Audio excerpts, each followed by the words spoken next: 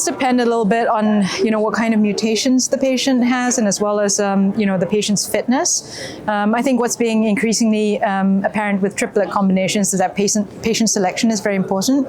Now, you want to hit the sweet spot between patients who are not eligible for intensive chemotherapy, because let's be clear, that is the standard of care for patients with AML.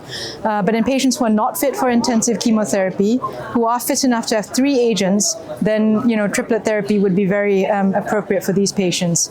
There is a planned randomized clinical trial for patients in that kind of borderline zone between triplet therapy and intensive chemotherapy to see, what is best for these patients.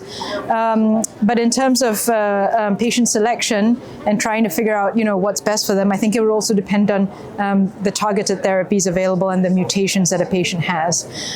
So if a patient had NPM1 and FLT3 ITD, for example, then the question is, do you choose between a menin inhibitor and a FLT3 inhibitor? I think that's an important question. I think if the FLT3 burden was very high, I would probably opt for a FLT3 inhibitor. But say, for example, a patient with KMT2A rearrangement, then a menin inhibitor would be very important based on the data that we're seeing.